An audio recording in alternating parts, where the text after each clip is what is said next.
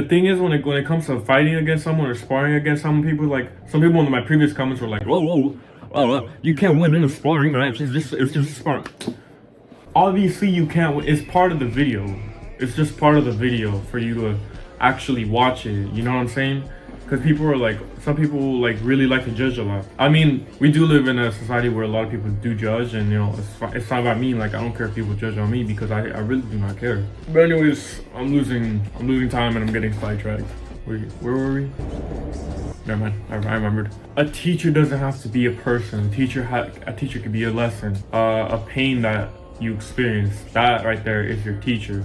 So, like I said, when it comes to fighting, when I go into a spar match, whether they're taller than me, stronger than me, faster than me, better than me, more experienced than me, it does not matter to me.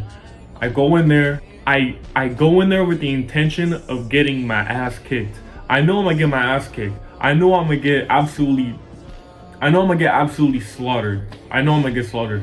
But that's the whole point. How do you become someone who slaughters others? You have to get slaughtered yourself. That's the way I see it. You yourself have to get slaughtered in order to be the slaughterer, if that makes sense. That's the way I see everything. You want to be a musician? You know, first you learn to play super ass with the instrument, with the drums or whatever. Then you go next to someone, you watch them. You watch the really good drummer. I've never been a drummer. I don't have any experience with an instrument like that. Nothing. I don't have any experience with any instrument, in fact.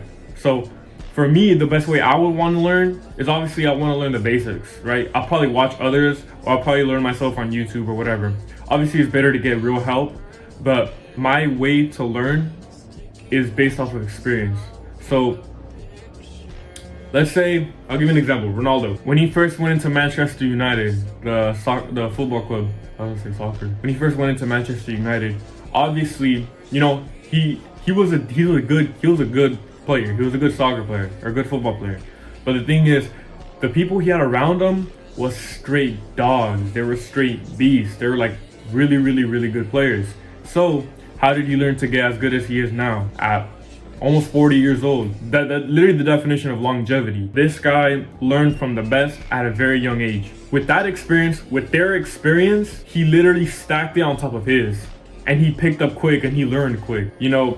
And it's not just the experience, the pain that he learned from going through it and like gaining from other people, but it's the confidence he had within himself, you know, the mindset he had. I'm pretty sure he went into the club thinking he was the best player in the world. Not only did he think he was the best player in the world, but he learned when to be quiet and just learn from others. Now, you could be the best person in the world at anything and still be hungry to learn more. That's the difference between the top 1% and the top 1% of the 1%. So you can get to the top, but to get even higher or to elevate your level even higher, you literally have to learn. You literally have to learn to learn. I know that sounds weird, but you have to learn to learn. I'm gonna go back to the example of the basketball game. Within that game, the first 2 games we lost, right? We lost pretty bad. You know, my other team, Base Smooth in it, hey, they were pretty good, right? So even though you lose, sometimes you do have to admit, okay, they're good. But you admitting that they're good doesn't mean that they're better than you. So every time, no matter what you do, you have to believe you're the best in the game. You have to believe you're the best at whatever you're doing. Because when you do, not only, I mean, there are arrogant people who just say they're the best and don't prove it or whatever. But when you say you're the best at everything you do, not only do you think you're the best and try to act like you're the best, but you learn like you're the best. You know, when you're the top 1%, you do whatever it takes to learn whatever tactics, everything, right? So when I tell myself, oh, I'm the best at what I do, I'm the best basketball player in this friend group, I'm the best in this street game right now, that means that I'm not just playing just to play. I'm analyzing every player. I'm looking at this player. I'm seeing, okay, he's short, he's bulky, he's strong, he knows how to use his body. Maybe create some distance, maybe get up close to him, maybe battle sometimes, maybe be physical with him sometimes, you know, maybe jump higher than him whenever the ball's in the air, you know, maybe be away from him to drag him from the other players, my teammates, you know, etc. That's how I'm thinking. That's how my mind is working the whole time. Now, recently, when I've been playing the basketball games, even though it's just for fun, I'm still analyzing everything that I'm doing. I'm analyzing everyone's emotions, my teammates' emotions, not my enemies, because, anyways, opponents' emotions. I'm analyzing their body language. Are they tired? Do they look tired? Now, some people can be deceiving. Some people can look tired, but they're not really tired. They're just doing it just because they want to let other people slack off, right? They're like, oh, he's tired, I can play a little slower. Then boom, all of a sudden, this guy's sprinting across the fucking court. You never know. That's why you always got to be on your toes. Back to the basketball example. Now, when we lost those 2 games, I wasn't really doing much talking. I wasn't really doing much move. Actually, I was moving a lot, but none of the things that I was doing was working. Clearly, because I lost. You know, so if that didn't work, because I was I know we don't really do roles when we're playing street ball. We just kind of play, right? In my head, I thought, okay, you know what? I gotta be the point guard, right? Because I'm not the best at shooting. You know, in reality, I'm ass at shooting. My body only wants to be good at dribbling whenever it wants. It has a mind of its own. You know, sometimes I could dribble past people, hit a perfect layup. Sometimes I could dribble past people and completely miss with the other hand. You know, it's random, right? I have my moments. Everyone has their own moments. But when it comes to losing and your failures, I went into that game expecting to win. Obviously everyone should expect to win when you're in a competition. You shouldn't have that doubt in your mind that you're gonna lose. However, I didn't expect to lose, right? And when I did lose, I didn't panic. I didn't instantly start saying bro, what my team is doing? Oh my god, I'm so ass. My team is so ass. How they so bad? How they missing shots?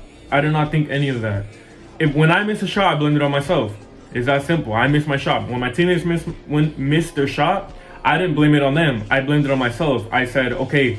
When I say I blame myself, I don't mean literally everything that just happened in the entire scenario was all my fault. No, obviously it was a team's fault, but I like to say it was my fault because it not only forces me to learn on what else I could do in any situation, but it creates an environment in your team where you're just not blaming others and it's just negativity, right? When you do have that negative person in your team, that's when you have to get into their head. You really have to snap it out of them, right? And if they don't snap out of it, you could either use their negative talk to your advantage. So let's say he's always saying, bro, you're ass, you gotta pass me the ball, bro, what are you doing? You can use that aggression to your advantage. Now, some people might think it's manipulation. Some people might think it's, oh, what are you doing, bro? You're I don't know. But anyways, you could use that negative talk that he has to your advantage. You could either use it, you could let it consume you, and you could let that negativity become your energy. So now you're playing really bad, and then you make other players in your team play really bad. That's 1. 2, you can use that aggression / negativity that your teammate has to your advantage by making them, I know this is dumb, I know this is weird, but you can make them even more angry, right? And you can make them just turn into an aggressive ass beast against the enemy. You could really force it on them. You could tell them bro, this guy's better than you, he's bodying you, but I haven't seen you body him once, right? Then he's gonna, when he has the ball, he's gonna start fucking hitting his shit, right? That's another example. And then the last one, 3, you could be the complete opposite, and it's gonna help him. You could do that too. Whatever option you choose, to whatever scenario you choose, whatever scenario you're in, that's up to you, right? But overall, option number 1 should never be your first option. That should never be your first option ever. Never let negativity consume you. And there's different ways to not let it consume you. Number 1, like I said, think of every situation that you're in, knowing you're not good. Well, you gotta know you're not the best, but you gotta act like you're the best. When you act like you're the best and you follow the behavior to be the best, you eventually become the best. It's inevitable. It's gonna happen. What did not Rock Lee, Bruce Lee, he said, I don't fear the man that has practiced a kick 5,000 times once or something like that, but he's scared of the guy who practices one kick 5,000 times. I don't know if that made sense. I'm just gonna pop it up right here. Anyways, don't let it consume you. When you let it consume you, you turn to someone else and like it ruins your whole team's morale, ruins everything. And this isn't just about basketball in general. This isn't just about teams. This is about yourself too in the future and like whatever you're in. It doesn't matter what you're in. Back to the basketball game. We lost 2 games in a row, right? My team's morale was kind of like, low. It was kind of low, and I was the only one looking at everyone. They look tired. Like their body language, you could tell like they just maybe they don't want to be there. I don't know, but that's what their body language showed me. Some of them looked ready, like okay, we lost, but I'm ready for another one. Like let's go, right? So you gotta capitalize on your teammates too. It's not just the enemies. Now in this game, I was trying to capitalize more on the enemy's mistakes and more of the enemy's behaviors rather than my own team, when I should have been capitalizing on my own team too and using their strengths and weaknesses to overall win us the game. Now in the third game that we played, I believe we did one. We won, was it 10-2 or 10-4? Because we always go to 10 points, like first to 10 points, and normally we play 1s and 2s. So a 3-pointer is a 2, and everything else is a 1 point, right? So I don't remember everything completely in the third game. If you want to see the not full game, but if you want to see the highlights of the game, you can go over a Base Smooth channel over here. You can go watch that guy. Basically, in that game, I like to get into people's heads, right? When I know they're not as mentally strong or as mentally tough as me, I like to get into other people's heads, right? It's not just about the physical game. It's about the mental game. Like I explained, either you can let it consume you. You could use that negative energy and turn to positive, or you can use your teammates' negativity against your enemy's negativity, and they're both crashing back and forth, and you're just watching. I don't know. It's like releasing a pit bull. In the third game, I wasn't necessarily trash talking. I was kind of like predicting. Like I didn't know exactly what was happening. You think I knew exactly what was happening? You think I'm God? You think I'm Jesus? Hell no. I couldn't predict everything I was doing. I was just saying stuff that came to mind. I saw that he was dribbling a lot and that he was shooting. Not only was I judging the way he was dribbling, not like I can dribble any better, but and it's not like I can shoot any better, but I got into their head. Even though I can't shoot and dribble, I still got into their head. Even though I can't prove myself through my shots and my dribbling and my speed and my strength, even though I can't do that, I can use my other teammates that are next to me to my advantage. You have to remember, they're your teammates. You're not supposed to be always making the points all the time. You have to use your teammates' abilities so that the whole team can win. It doesn't matter what ability they have, it can be useful. In that game, in that third game, I was using more of my, I don't remember who I had. In general, I like to judge people based off of their abilities, not really their negatives, because when I see people's negative, I know I can cover that somehow. Let's say, even though I'm not the best dribbler, I am at least a solid dribbler. I believe I'm a solid dribbler, and I believe I can really command people. Set them up in positions. Be really good at passing. I will say that I am pretty good at passing. Like when it comes to 1-2s, use your teammates to your advantage. Max, Tuki, I don't know who was in my team because I don't remember, but whoever was in my team, they're tall, right? All I know is that I had Israel, and I had one of my 2 tall friends in that team. He doesn't have that much stamina, right? So when it comes to my teammates, he's really quick on the ball. He's really fast. He's really good in the paint. Like this guy, he's really good in the paint. Now when it comes to my tall friend, he shines when it comes to reaching to grab the ball for a rebound, or when it comes to shooting from God knows where he's shooting from. When they're talking trash, let them talk trash. When they're talking trash and they're like, oh, he can't shoot. Let them think you can't shoot. Tell them, bro, I can't shoot. Obviously in your head, you should not be thinking I can't shoot. You should know in your head, I can't shoot. But just say it. Just say, oh yeah, I can't shoot. Yeah, I can't dribble. Like, trust me, bro. I can't shoot from any range. I can't even shoot underneath the basket. I can't do layups, nothing. Next thing you know, when you do layup, hit the layup, right? Now don't say, I told you I can shoot. Don't say like, oh, I'm figure it. No, tell them, bro, I don't even know how I made that. It's pure luck. And they're gonna agree with you. You're gonna be like, yeah, bro, it's pure luck, right? But they're gonna keep that in the back of their mind, right? Next time you go for a layup, they're gonna be like, no, let him do a layup, he's gonna miss. You make it, right? All of a sudden, you're making points, and they're thinking, I thought this guy was trash. I thought this guy was trash. You're putting a seed in their mind, or they already have something in their mind telling them that you're bad because of the results you've been getting. You're bad, right? They see you that you've been missing shots, right? You use that to your advantage, right? You leverage that. You leverage their thoughts against them. This doesn't have to be just basketball. This could be, for example, you're with your friend group, right? And all your friends are known for let's say raising up girls or whatever, right? Your friends are really good at getting girls, and you're just that one guy that doesn't really talk about girls. You're that one guy that kind of like isn't really focused on girls right now. You know, you're kind of doing your own thing, right? So the way they see you as a guy who can't really talk to girls yet, right? Until the day they see you talk to a girl, then their whole perspective will change. Now they'll probably tell you, bro, this guy don't talk to no girls. Like, this guy's not gonna get a girl. Hey, you know what? If you're gonna get a girl, go talk to that girl over there. And he's gonna be like, all right, you go, talk to the girl, you get her number, you come back. They're all looking at you like surprised. They're like, how'd you do that? You use their thoughts about you as leverage.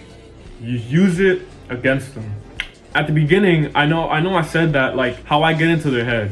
I'm the one who's saying you can't shoot. I'm the one saying that. Now, I don't say it because of their results. I don't care if they make every single three, right? You just put it in their head. You just put that in their head. Basically, what I do, I call out everything that they're doing. Everything that I'm seeing, I call it out. This is back to what I said about just saying what you're observing. This is what I do. He's dribbling. He's a good dribbler, right? He's a good dribbler, but he doesn't pass. You know what I say? I say, damn, bro, you're pretty good at dribbling. While I'm defending him, I'm saying this. Keep in mind, while I'm defending him, I'm saying this. Damn, bro, you're pretty good at dribbling, right? I'm like, he's dribbling. Hey, bro. Hey, and then I look at his teammate, I'm like, hey, bro, he won't pass it to you. He's selfish, right? While I'm still looking at him dribbling, I'm like, hey, bro, he's not gonna pass it to you, bro. He's selfish and he's ignorant, bro. Let his ego miss. My boy's gonna get mad. And if he doesn't get mad, he's still gonna stay locked in. That's good. He's not passing the ball. That's the good thing. He's not passing the ball. He's selfish. It doesn't matter how good he is. Eventually, when three of them are on him, he's not gonna be able to move. When there's two on him, a two team on him, he's not gonna be able to move. That's the whole point. Let him get there's gonna be two options. Either he becomes really selfish because of what I said and not pass the ball at all this time, or he's gonna start passing the ball. Now, when he starts passing the ball, he's not gonna be focused on you and his teammate passing the ball. He's just gonna pass it because he's like, of course I can pass, right? He's just gonna toss it, right? When it comes to that, you'll be able to read it, boom, block that shit, right? He's not really focused on you. He's too busy in his head thinking, wait, you said I can't pass. I know I can pass. He's gonna, bro, just block it. You're literally gonna be able to read it too. And if he's doing a lot of fake passes, that means he's still being ignorant. He's still not really passing. Eventually, there's still gonna be people that's gonna gang up on him. He's not gonna be able to move. While I'm guarding one of my opponents, I'm looking across the court and I'm talking to him while he's dribbling. So now I don't even have to be close to him to get into his head. This is what I'm talking about. When the video comes out, I'm gonna try to pop it up. I'll probably put it in the comment section. But this is what I mean by not letting others get into your head, not letting the negativity consume you, and building that confidence within yourself. But anyways, I've been yapping for too long, bro. I gotta get ready. But I'll see y'all later.